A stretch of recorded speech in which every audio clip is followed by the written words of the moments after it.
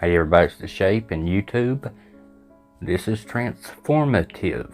Everything in this video falls under fair use. Everything. I transformed everything from the sound to the visuals.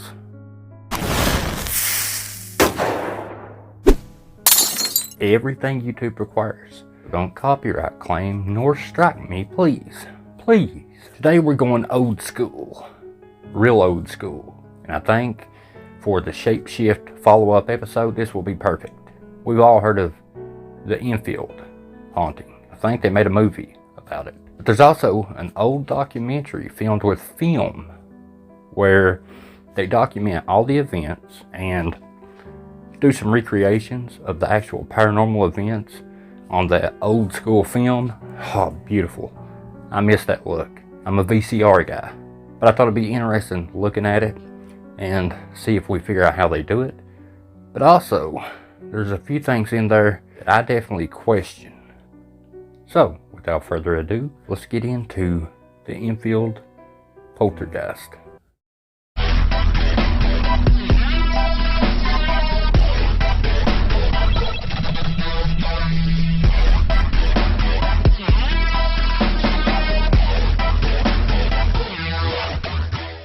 So, the dude that does the investigation, his name is Maurice Gross, I think. I'm just going to call him Maurice for the entirety of the video.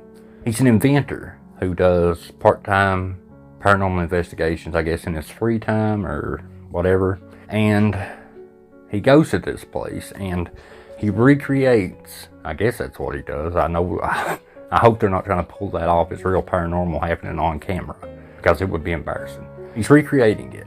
He takes a tape recorder that just records the sound of his sessions, his investigations, his, like, you remember the game called, Technique, investigative technique, where you ask yes or no questions, and you tell the spirit to knock once for yes and twice for no, or vice versa. And he does that in one segment, and they let you hear it. And most real paranormal investigators, they know that if they ask a question, a lot of times, now I can't say every time, but a lot of times the responses aren't quick and loud. You know, like, are you in this room here?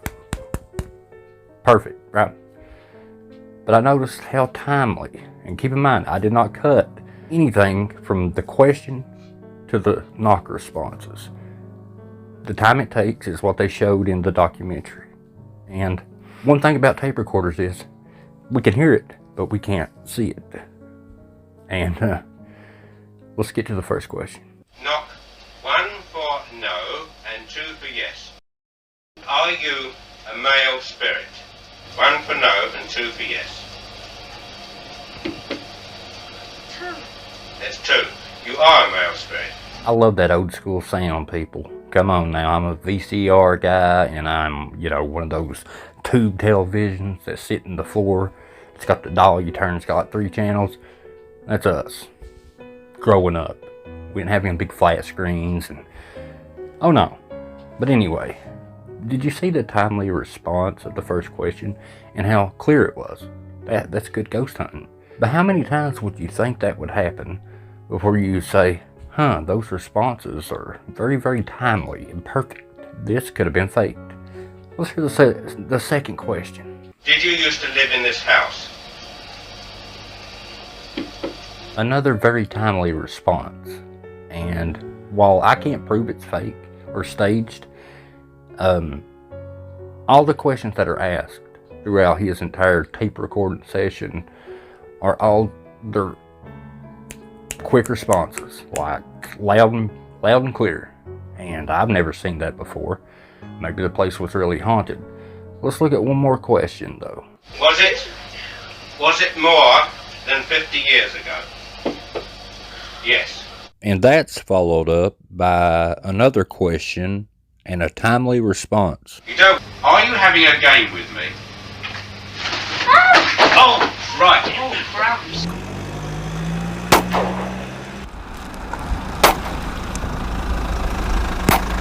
Okay, my boy, I see you. Look at you rolling up in that nice ride. Look at you go. You are an OG. Like, come on, guys. You got to give it to this man. Some very timely responses. And furthermore, we're getting ready to jump into the visuals. And they're recreated. But, like I said, I wanted to see back how an independent person who has access to these cameras could stage something and see if I could figure it out. Or you guys. Remember the shapeshift. But there's some pretty interesting things going on here. The old school stuff. Take this for instance. Recordings of what he says are unique examples of a poltergeist in action. Tapes can, of course, be faked. But in this one, recorded in a bedroom after the family had gone to bed, the reactions of the Hodgson children to some very strange occurrences. So, Maurice here, the OG, he's going to recreate a lamp turning off and on by itself. Now, it happened while they were doing a session, when he was with the kids, I think, that this happened on tape recorder. Not camera, tape recorder. You could hear it, but we didn't get to see it. But he's going to show us exactly what happened.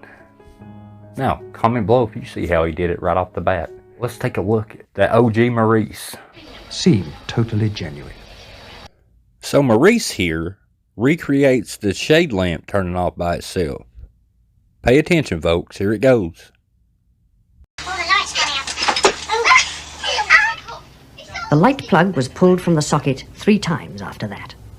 Then, after a period of watching and waiting, something even stranger happened. Who's that shaking the door?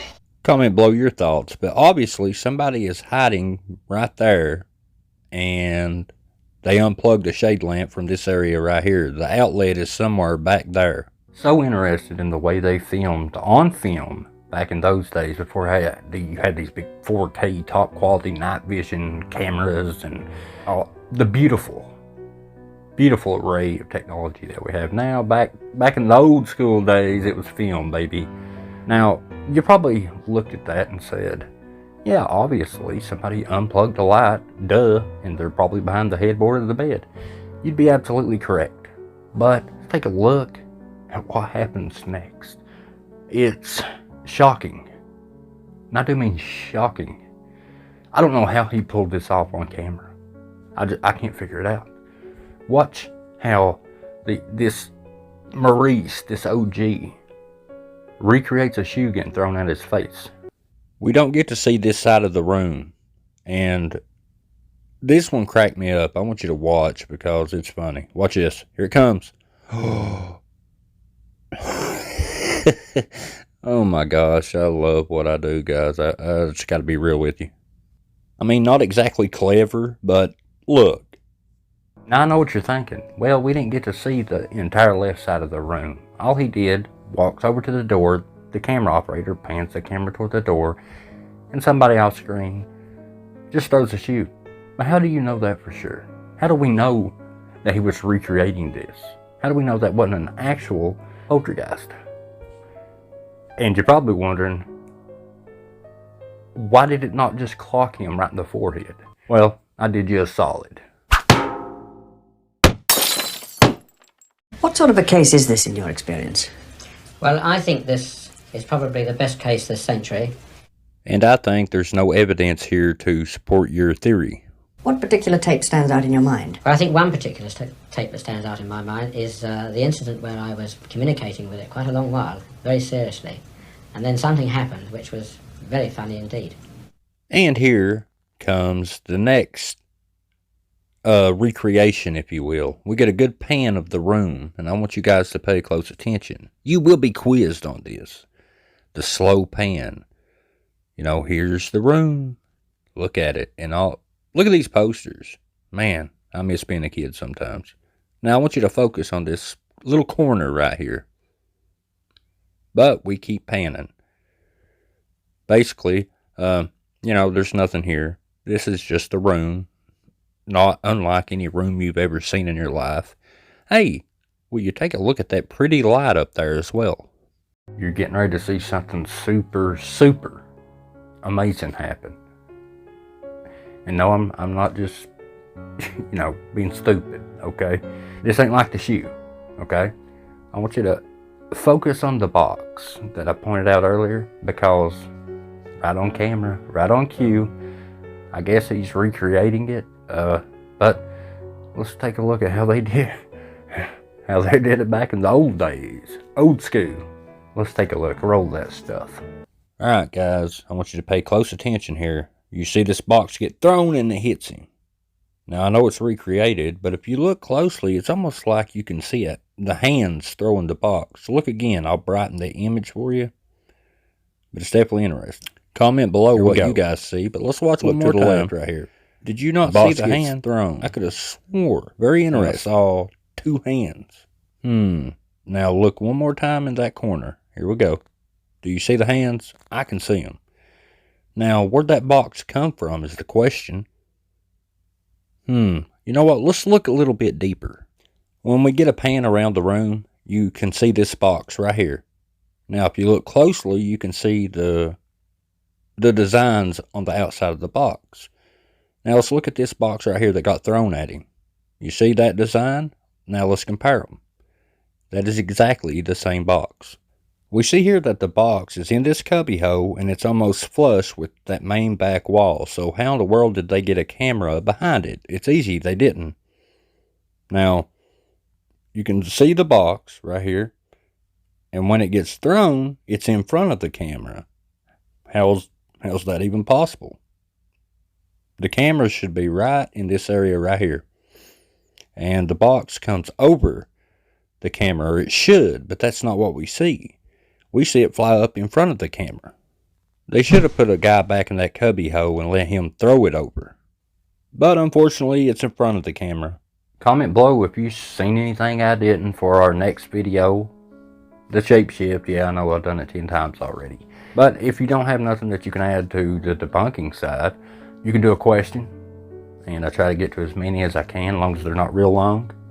Kind of keep it to a nice tidy screenshot. But yeah, the box wasn't in the same place. We compared the same boxes, and that box was flush against that back wall cubby hole. When it's on camera and it's dark in the room, he's on the other side of the bed, it flies up in front of the camera. And the camera is between the bed and the cubby hole. So that's not possible. The box had to have been moved. I know he's recreating it. But come on, do it right. I want to believe you. You could have cleaned the cubby hole out, had the dude stand back in it, put the camera between the bed and the cubby hole, and he threw it over the camera. He also did some interviews. Both of these people say that they had paranormal encounters. In fact, the dude on the right said he had a Lego thrown so hard it hit his elbow and it made a big lump on it. And they said the toilet brush moved. So let's look at them early effects on film, ladies and gentlemen. Watch it float in the air. Here it goes. Be ready. Flying toilet brush. Here we go. Oh, never mind. It's just a jump frame. Back in those days, guys, you got to work with what you're given.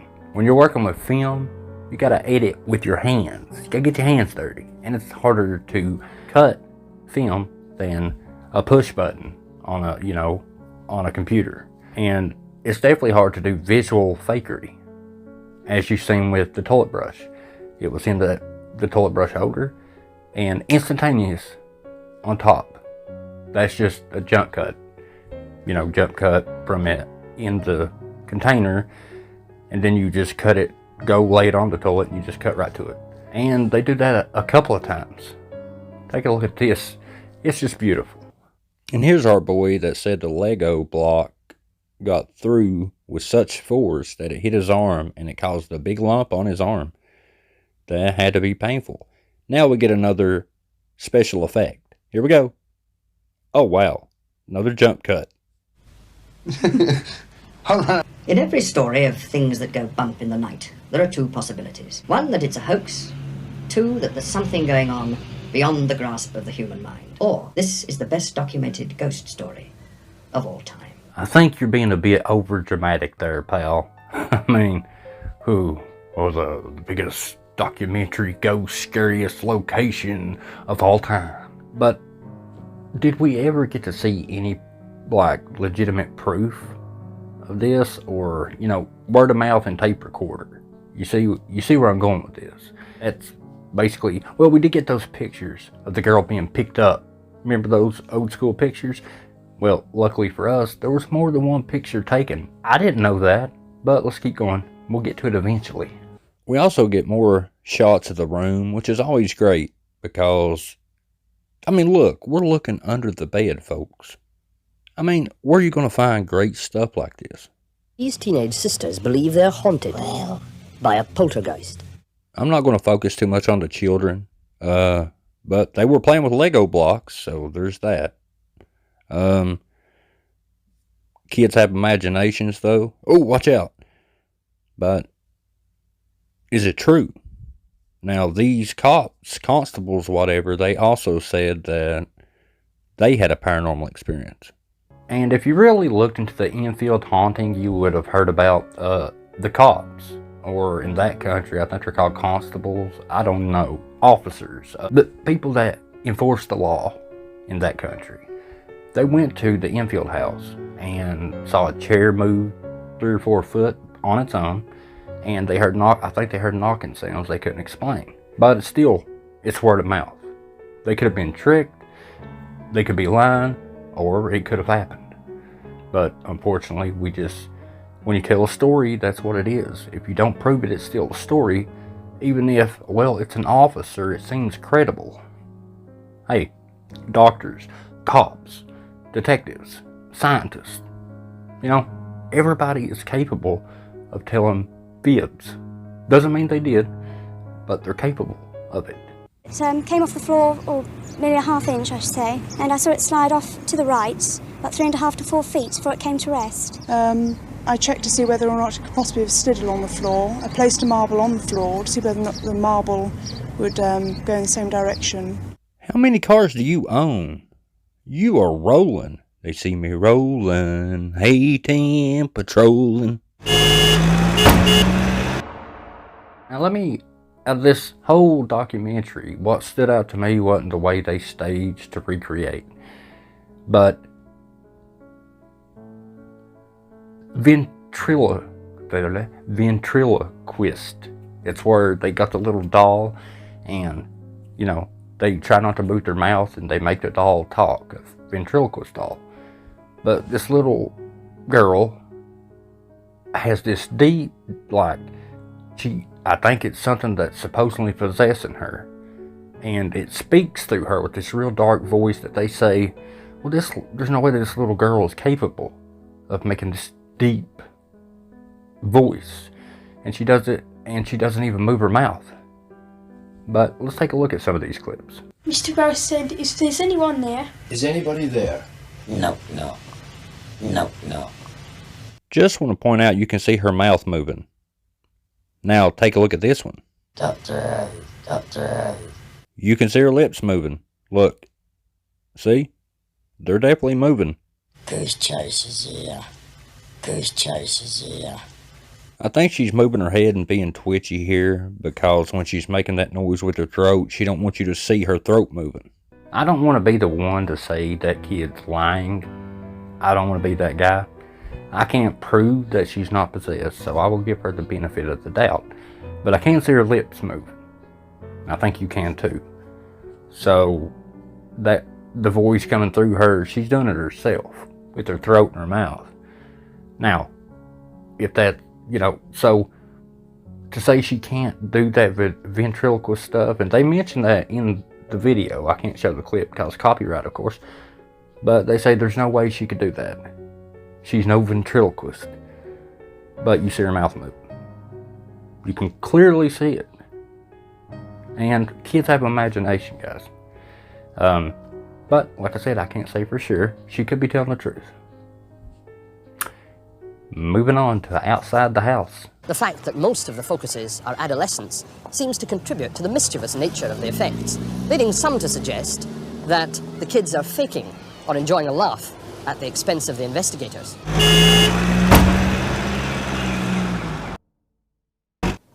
I'm 76 now, and still on the trail of ghosts and poltergeists. Ghostbusters. House of Horror, folks. The House of Strange Happenings. 12-year-old with a guttural man voice. Look how cool that mask is. Is that not awesome? You guys remember earlier in the video I was talking about the famous picture of the young girl being levitated. She's like on a bed and she's like way up in the air, and somebody snapped a picture of it. Or video. Maybe it's a frame from a video. But luckily for us, in this particular documentary, you get, and I had never seen the other ones, but we get to see more than one. To me, it doesn't look like a ghost is picking her up. To me, it looks like she's just jumping in the air, and people are either taking a video of it or pictures to make it look like, wow, she got lifted up. Take a look. I remember these photos from years ago, but I only saw one photo, but in here they show multiple photos. But to me, it looks like somebody's just jumping in the air and somebody's taking a camera and just taking pictures as they jump in the air. It's not like a paranormal something or other's doing it. And these photos, I don't remember these either. Comment below if you remember them. So, comment below all your guys' theories, your thoughts, your questions. Like I said, the whole reason I invented the shapeshift is so you guys can become the debunkers. I thought that's a great idea because you guys see stuff that I don't see or I may miss. Sometimes your debunks are better than mine. You know, not often, but sometimes. So, comment your thoughts and stuff. I'm really looking forward to it. And remember, if you don't want to be in a video, put your comment and just say, but I don't want to be in the video, and I'll be like, oh, awesome. But I really do appreciate you guys. And I had a thought while I was sitting around minding my own business, and I thought, now, by no means am I saying I'm right on this, but I thought, is paranormal a mindset? Is like, take Watcher, Shane Madej, Ryan Bergara. They, one's a skeptic, one believes in ghosts. How many locations have they been to? Think about it. How many locations have they been to together? And to this day, all these locations, Shane still doesn't believe in ghosts, and Ryan still does believe in ghosts. And you can bet if they do 100 seasons from right now, not 100 episodes, 100 seasons, Shane won't believe in ghosts, and Ryan will. But why is that? It's to me, it's almost like if a skeptic goes ghost hunting, then the evidence they catch, they'll have an excuse for. And a lot of times you can debunk it. But if somebody believes in paranormal, they go investigating, even though they're skeptical of their evidence, unless they're fake, that is. But they will question some of it, like, well, this I can't explain, or that, or that, or this. And it's really interesting to really think about. I mean, there's some people out there that say, hey, I've seen a ghost, so no matter what you say, I know ghosts exist. That's fine. I'm not saying for sure. I don't know. But proving it, that's the hard part. Like, you know, somebody telling you a story, even though they may be telling the truth, if they have no proof, then it's just their word. You see what I'm saying? You gotta have proof to really, where somebody can say, hey, you know, that's irrefutable. Full-bodied apparition on camera, irrefutable. Nobody can argue, no skeptic, no debunker, nobody can argue this is a full-bodied apparition. And that, ladies and gentlemen, is the clip that we lack. I've heard a lot of stories of people saying they've seen it, right? They'll say, you know, like, for instance, I saw my uncle staring at me at the foot of my bed. Saw him with my own eyes, and he's been dead for years, staring right at me at the foot of the bed. But there's no proof of that. Now, had you had a camera and had it turned on right there at the foot of your bed, recording 24 hours, 7 days a week, and you reviewed your uncle standing there at the foot of your bed, do you think he would have been on camera? Or do you think maybe he wouldn't have shown up? A lot of questions there. What I'm saying is, I'm on the fence, but I lean towards skeptic. But I'm open to paranormal being real, but I do question it, because out of all the ghost hunting shows ever, that's ever existed, ever, not one of them, not one time, have they brought that one piece of evidence. That one piece that, no matter who you are, you cannot look at that and say, oh, that's a ghost, obviously. That cannot be nothing else. Like a scientist smashing atoms or particles together. Like factual. So that's the piece of evidence that's been evading us, and maybe someday we will finally get the answers. Join Debunkers Anonymous on Facebook. I love you guys. Appreciate you. The shapeshift coming soon. My stomach's growling. I'm hungry. Love you guys. Appreciate you.